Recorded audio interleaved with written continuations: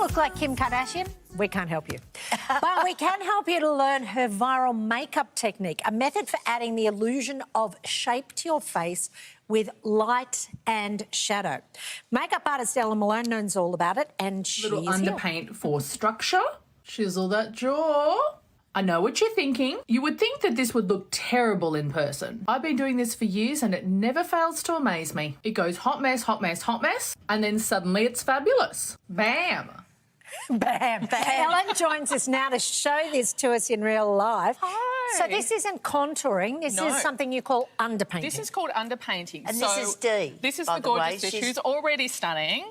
So she's going from stunning to even more stunning because she's already so beautiful. So one of the biggest misunderstandings in the makeup world, you know, you've probably seen those face charts and photographs of the really hectic stripes everywhere. Yes. That was never supposed to go on top of makeup. So that original viral photograph of Kim Kardashian was actually underpainting. So this is actually, it's a really Before old... she put her makeup Before on. you put the foundation on, you mean. Exactly. Is that right? So this is actually designed to go underneath your foundation. This is what we do for celebrities. This is what we do for red carpet. It's what they do on J-Lo. It's what they do on Hailey Bieber. And it's what creates that gorgeous glow that still doesn't look heavy on the skin, and yet we can create the illusion of putting the bone structure exactly where we want it. Amazing. So, can you give me cheeks? Yeah, so you're prepped and moisturised. We can have contours, we can have cheeks, we can have highlight, all this way, right? So how do we do it? OK, so what we're going to do is we're actually grabbing a cream bronzer. So this is a highlight and contour palette. This is Makeup Forever. So we're actually going to lay down a cream bronzer first. Don't be frightened to be a little bit aggressive with your stripes. You should look like a slightly scary but pretty clown at this stage of the proceedings. And I've got to tell you, when I do this on clients, like, it's a little bit... People are more relaxed now, I think, because they've usually seen my videos before they book me. But when I used to do this on clients, I'd get this front and they'd freak out and go... And I'm like, look, just trust the process. You're going to look like J-Lo at the end. Everything's going to be fine. So, trust the process. I love it. That's exactly. good advice. So I'm laying down the lighter colour. So underneath the eye, just look up for me. So that's concealer. So this is a concealer. So it's very important to use cream products for this. So your little kind of liquidy thing is not going to do it for you. Right. You want something with substance. Something with substance, bit of grunt. But you're... Bit of grunt, bit of oil. And you're putting it down around the mouth too. So Dish doesn't have this too much, but if you have a downturned mouth at all, which I personally do, particularly a lot of people with Irish heritage have downturned mouths. What? You pop... I mean, not that I ever had any. A little bit of light colour... Under just there, here, it's lifts actually it. going to lift your lip, so you Now don't need to go and see the doctor and get the injections. You just pop it under there. You're more sort of patting with that brush, aren't you? So stipple, not drag. The only drag we want is on stage in a fabulous dress. Stipple. Stipple. That means just sort of dab. So, exactly. And then that's going to allow you to really place the colour exactly where you want it and have a little bit of accuracy in your application. Now, you're juggling a bunch of brushes there. Can you do this with your fingers, or is it really brush work? You can, but I just find it so much easier with brushes. So this technique actually comes out of the fine art world. So I grew up as the kid of an architect who was a painter. So I actually learned to paint before I learned how to do makeup. So you were doing this with British paints at one stage? Yes, exactly. Like, I was in there with the aquarelles and, you know, having a little go. I think you would have to try this a couple of times before you actually did it and went out. Well, yes, I remember wouldn't suggest first time, you know, you've got a big event in 5 minutes. I remember that when contouring first came in, I went and I saw myself outside in the sun, and I just looked like back in? And you freak out, right? Stripy face. Yes. So that's what it looks like. Exactly. So at this stage, you should look like a pretty clown. OK. Right. That's how you know you're actually doing it right. So how, when you put your foundation on, do you not just wipe all that off? That's a really great question. I thought so. What we do is we're going to stipple over the top, and this is also why you're better off to use a brush instead of your fingers. Dab, dab, dab. Because with your fingers, you're going to tend to, like, slide it off. Can I ask, what's going to happen with that bit up there? Why have we got that? So, have you ever done bronzer and contour and it's kind of gone orange? Yes. Have you ever done a light concealer and it's gone grey? Possibly. OK, you know, like you've done like a light concealer, it kind of goes that weird grey colour. What actually happens with underpainting is that we're reversing that, so we're going to get the correct colour balance. So when you put a light colour underneath your normal foundation, it's going to turn out warmer, peachier and more glowy. The last thing we want is a grey, tired-looking under eye. We want the under eyes to look really fresh and bright. But it goes the other way. When I put a dark colour underneath, it's going to create that slightly grey tone, which is actually going to look more natural for a shadow. OK.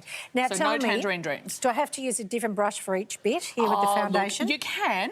Honestly, the best way to do it, if you're not using too much product, sometimes you can kind of cheat and use the same brush for both colours. Can I just say, if you're going to go to all that trouble, get a lot of brushes. brushes. Yes. I wouldn't. I You love wouldn't a use brush. a spongy onegy thing?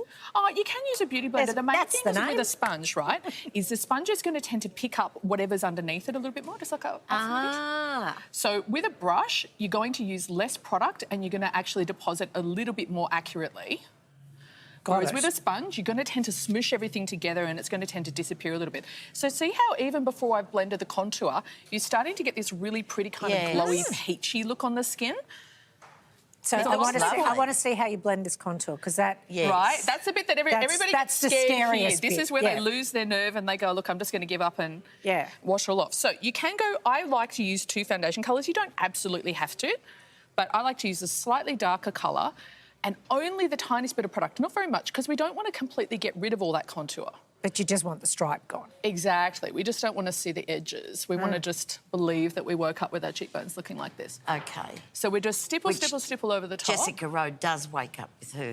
Yeah, I forgot to. I she forgot does to wake get, up with I big forgot to cheekbones. get in line for cheekbones Yeah, with God. me I stayed too. too long in the nose line and missed cheekbones altogether. Yeah, I stayed in the spent eyebrow too line. The long. eyebrow line. See, they No, were good see, I lines. was in the breast line for a long time.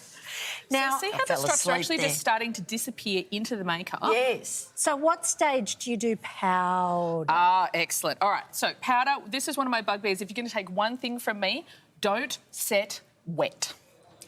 Don't set wet. Don't so set wet. while that foundation's still quite dewy and sticky, you're saying leave it alone. Exactly. So you know How when you long? pull a cake out of the oven and it says please leave it before you put the icing sugar on? Yeah. And if you put it on when it's just out of the oven, it goes flops. wet and it goes everywhere. But how long? Same deal. A couple of minutes, not very long.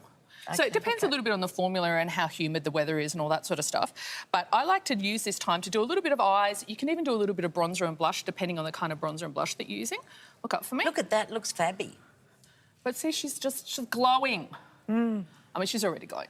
She's got beautiful skin.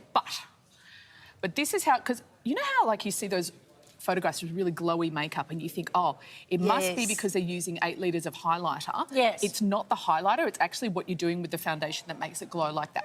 So I don't actually need to use almost like any that highlighter look. with this.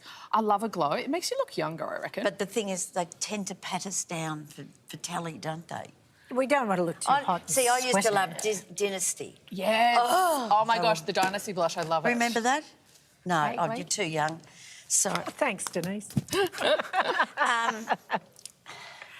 And so you do put a bit of blush So a back little bit over of the blush. top. This is actually a cream to powder, so I can lay this straight over the top, no problems. Cream to powder, cream to powder. So that's right. going to blend into the foundation. Exactly. Much And so we easier. can exactly. So your creams usually all together. These days some of the creams can go over powder. Right. But see how it's just creating such a pretty That is glowing. pretty. And so we're done. Well, tiny bit of bronzer, but I got to show you how to set. Very important. We've got Got a it. set. Got to show you how to set. Okay, tiny bit of bronzer on your perimeter. Now, Big that's a 3, really under dark the cheekbone, one. under the jaw. Well, we're coming out to summer, so I wanted to create just a really gorgeous summery complexion.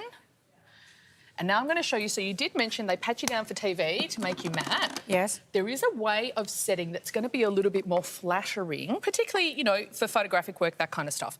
So this is where we're just going to set the T. So we're going The underneath... T. The T-zone. Just the T. T-zone. So round the mouth so we don't look as though we ate KFC without utensils.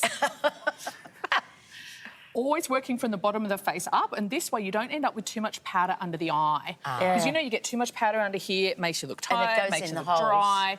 Exactly. You haven't got any. Gives us crinkles that we didn't even know we had. Middle of the forehead, and this allows us to keep the glow on the outer part of the face. Right. Look up for me, lovely. Ellen, that is amazing. That went Looks from fabulous, something that doesn't looked it? totally scary to looking totally beautiful. And if you want more of Ellen's tips, you go to her Insta, which is Ask Ellen Beauty, and we can learn how to do that on ourselves. Thanks so much for coming in, both of you. Yeah, you Dee, look gorgeous. magic. Look at that. Beautiful. The cheekbones. She did have stunning cheekbones to start with, but I know. but Just look, fabulous. gorge. Thank do you, me both of next. you. Do me next.